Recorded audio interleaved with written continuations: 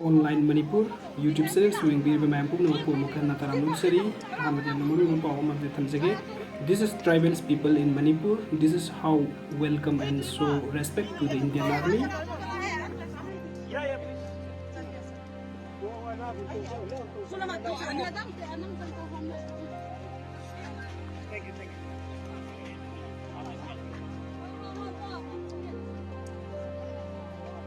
Aduga mathangi update asidi We Want Peace in Manipuri YPM Modi Silent Hyper Placard mayam ama sizinaduna dharna tokibagi mami amani aduga mathangi update asina kuki kulai paibasina nongmai kapsilakpada misam ani amadi air personnel ani sokle Imphal West District ki manung chanba sangai then amadi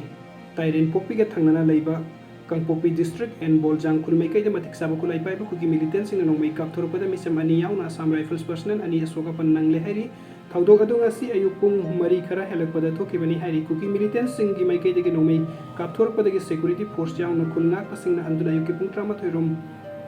phawba pung tarit subna kan mongda nomai kap na ki hairi bom yauna chathakiba khutokna badu da kuki kulai paiba sing gi maikai da misimina sauna yorom bayai haina panari amarom da Indian Army gi spare corps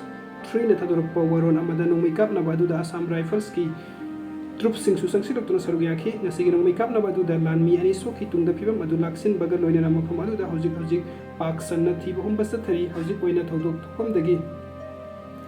inserts machine gun ama phangba ngamle ahen ba army personnel sing mafam adu da sangsin kren nakana morom da manipur da oiri batang du da da phibam amadi irang hoba sing laksin na ba masing yamna ba armed forcing mathu tawali hairi amorom da nongmai kap na re haiba pauta ba dagi yungan ba dagi hauna infan jiri bam lambi ki tera kaithel lukram leirak machin tera Kurayam layakna singbada miyamna thorak tuna lambi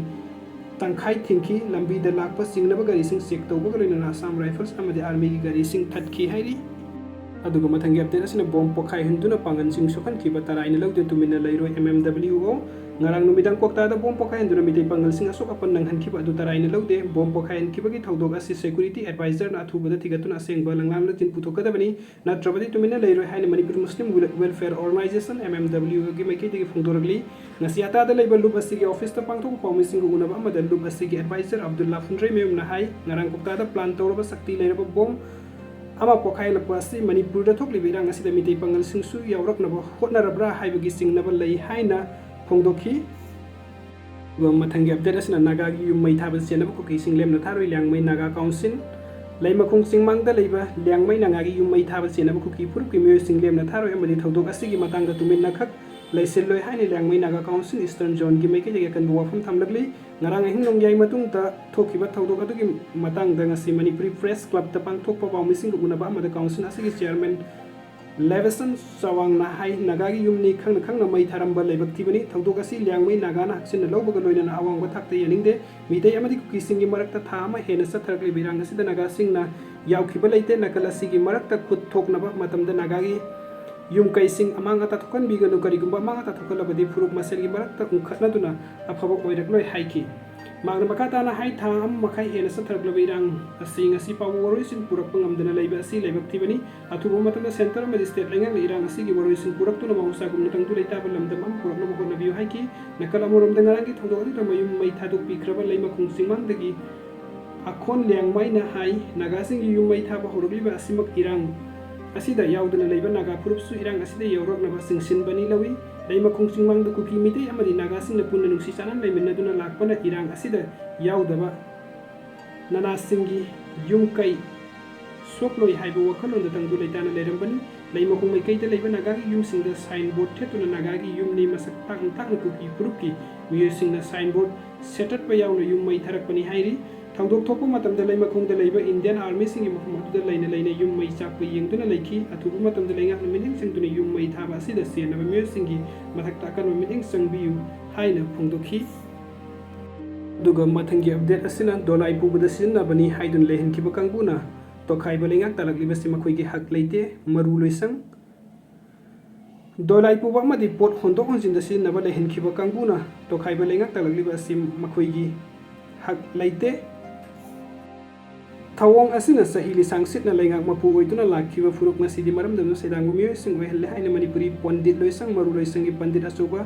yumkhaibam irabo na phungdokre Manipuri Press Club ta pawmai sing una ba amada irabo na hai kumjali sing sanipan 1995 दा नरसिंहा निंथौ सनाहक्ता लुसाई सिंह तारिब लुसाई फुरुप लेमिनरिबा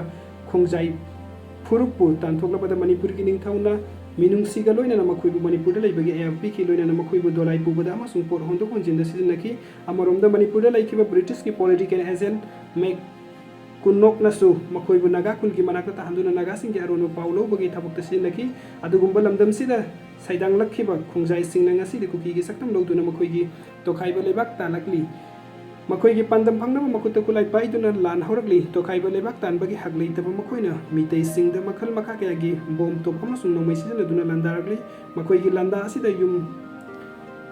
लिसिंग कया तंगोइ उनख्रे तारिबा लैसंग कया थुगाइख्रे मियोइ कया हातख्रे मियोइ लिसिंग यखै हेनबगी मयुम मकै लेतबतगी लंजेनख्रे यामलब लंथुम मंगन तखनख्रे लेबाक मियाम बुकम थेंगनो हल्ले लान असिना मरम ओइदुना लमदम असिदा सही लिसंग सिटना लेंगाक मपु ओइदुना लाखिबा फुरुप ngasi di maribak maramdamda saidanggo miyoising ohelle ningsingba thoktraba matamdagi hauna sibumba leibak ningthaugi awa anagi tanjada mar loisang pandit loisang na leibak ki yaipana ba leithau kaya tautuna lagli handaki oina su maru loisang na leithau tauba haukhre atai taugadaba kaya su leiri adubu lan asina maram oiduna leithau kaya di paikhat pa yadana leiri kudam oina ingen tha yauro fawada numju sahi naibana fautang ba fiam lakpa yari masigi damakta pangthokadaba लैथौदी लान असिना मरम ओइरगा पांथोकपा ngamhandri लोइना लान असिदा थुगाइबिख्रबा लाइसंग कयासु सेमजिन साजिन्दना लैबा लैबाकी याइफा खंथांदा एद अपन ओइरी लान असि लोइद्रिबा मखैदि लमदम असिदा इंगतप्पा हाइबसि ओइथोक्तबनि मरम अदुना इंगतप्पा हंजिनहनबगिदमक्ता लैंगाकी मपि मपासिंगना लान असि लोइसिनबियु असिगुम्बा सिरबा तंजा असिदा लैंगाकसु मसोइ तानादुना लैबगी महुत्ता अमतोइना पुनसिनरगा लान असि लोइसिनहनबगिदमक्ता फैगाक फैना लेपियु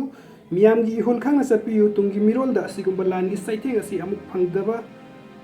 सु होटनाबियु हाइना फोंदोकी video Seng बिबगिदमक्ता ma'am पुंगनमकु अमुक हन्ना थागचरी अनौबा अपडेट किदमक्ता नुक्सिबिदुना चैनल सब्सक्राइब तौबिरमु थैंक यू सो मच।